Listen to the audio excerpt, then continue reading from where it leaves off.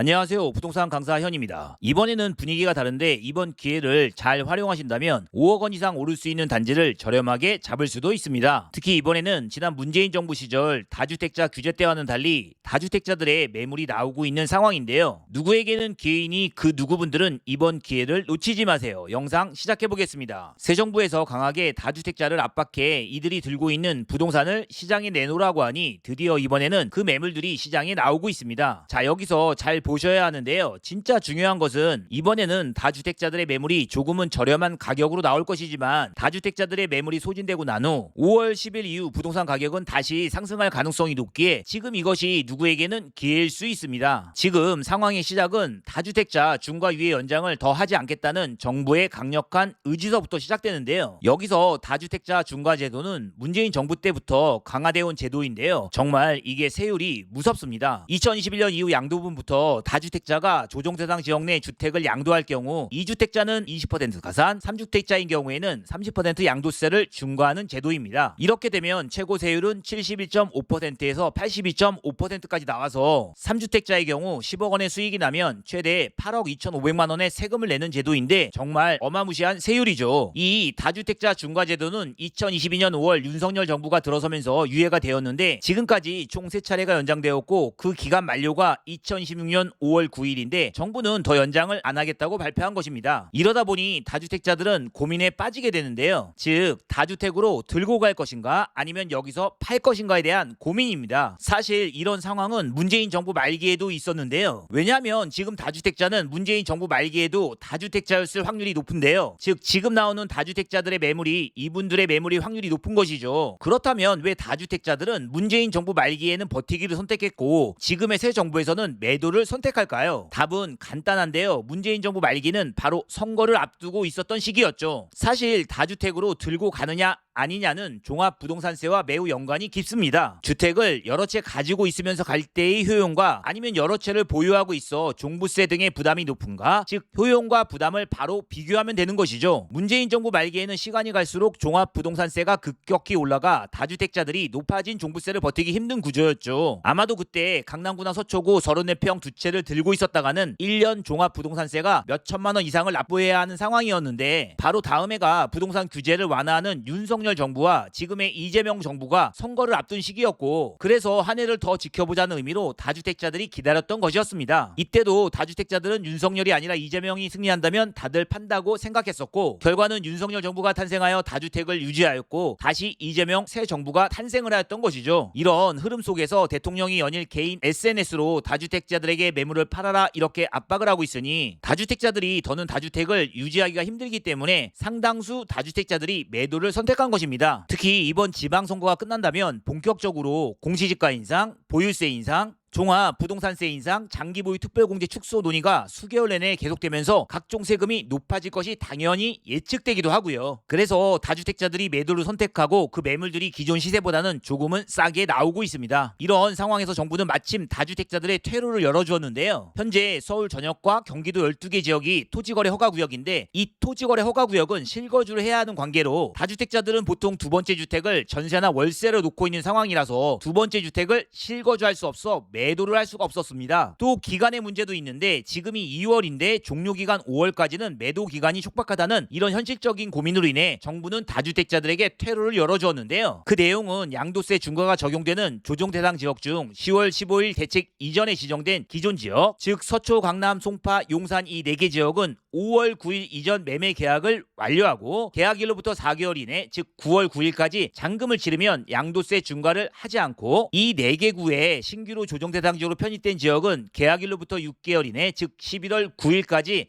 잔금을 치르면 양도세 중과를 하지 않는다 하였고 또한 다주택자가 임차인이 거주 중인 주택을 무주택자에게 매도할 시 토지거래 허가상 실거주 의무를 최대 2년간 유예하겠다고 밝혔습니다. 이런 여러 과정을 거쳐서 이번에 다주택자 매물이 나오게 된 상황이죠. 자, 그렇다면 영상의 주제로 돌아가 이번 다주택자 매물이 조금 저렴하게 나왔을 때 이를 잡아서 5억 이상 바로 오를 수 있는 단지 3곳으로 바로 들어가 보죠. 첫 번째 단지는 강남구 수서동 신동 아파트인데요. 이 단지는 1992년 준공 총 1162세대로 주력 평수는 21평 이하 작은 평수로 이루어져 있습니다. 수서 신동아는 수서동에 있어 강남구에서도 가격이 상대적으로 저렴해서 투자 목적 또는 자녀 증여 목적으로 다주택자들이 많이 가지고 있었던 물건이었는데요. 이 단지는 14평, 16평, 18평, 21평 작은 평수로 이루어져 있지만 바로 수서역이 코앞인 장점이 있는데, 이 수서역은 SRT의 거점역이라 지방에서도 강남 진입 시 필수적으로 이용하는 역입니다. 또한 GTX A 노선이 지나가는데 지금 한창 공사 중인 GTX의 삼성역이 2028년 개통을 앞두고 있어 이 무렵에 5억 원 이상의 큰 가격 상승이 기대되는 아파트이면서 아직 본격적인 재건축 이야기는 없지만 언제든 소형 평형 위주의 신축 아파트로 탈바꿈할 수 있는 좋은 단지입니다. 두 번째 단지는 성동구 은봉동 대림강변타운 24평인데요. 은봉동 대림아파트는 2021년 준공 1150세대이고 성동구에서 젊은 층이 좋아하는 대표적인 아파트입니다. 과거 압구정 주민들이 압구정과는 거리는 가깝고 압구정 아파트보다는 가격이 저렴해 자녀들 거주용이나 월세 목적으로 투자를 많이 해둔 아파트인데요. 이번 기회에 저렴한 매물만 나온다면 실거주로도 아주 좋은 단지이고 향후 인상될 종부세 부담도 적어서 5억은 언제든지 충분히 오를 수 있는 아파트이죠. 세 번째 단지는 서현 삼성아파트 24평인데요. 서현 삼성아파트는 분당에서 순회 양지마을과 쌍벽을 이루는 아주 우수한 단지입니다. 분당은 강남 다주택자들이 자녀나 투자 목적을 위해 사둔 경우가 많았는데요. 특히 판교와 경기 남부에 우수한 직장이 많이 자리 잡고 나서 사둔 경우가 많았는데, 서현 삼성 한신아파트도 지금이야 1기 신도시 개발을 앞두고 부동산 가격이 많이 올랐지만 불과 1년 전만 하더라도 살기는 좋은데 아파트는 낡았다 하여 가격이 정체되어 있었고, 더 오래전에는 다른 서울 어디보다도 저렴하게 사둘 수 있었습니다. 다주택자들이 많이 들고 있었던 만큼 매물로 나온다면 1기 신도시 개발 호재의 선두단지로서 5억 이상의 가격 상승이 예상되는 단지입니다. 위 세 단지를 살펴봤는데요. 이번 다주택자의 매물이 나오고 나면 이제는 1세대 1주택이 더 고착화되어 정말 팔려는 수요는 줄어들 것입니다. 왜냐하면 이제는 진짜 집이 한 채라 실거주해야 하고, 이분들이 나이가 들면 서초 강남 송파는 매매보다는 자녀에게 증여를 하고 싶을 것이고, 만일 증여를 못한다면 성인이 되어 결혼을 하는 자녀를 위해 편의시설 교육이 우수한 곳이기에 매매보다는 자녀에게 집을 내주고 자녀가 거주를 하게 하기 위해서라도 매물이 잠길 것입니다. 이런 상황에서 주요 지역의 부동산 가격은 유동성 공급 증가로 계속 올라갈 것입니다. 참 살다 보면 여러 일들이 있곤 하는데요. 이 시대의 부동산에 대한 화두는 각자 도생입니다. 오늘 영상은 여기까지이고 구독, 좋아요 같이 부자 되어요. 감사합니다.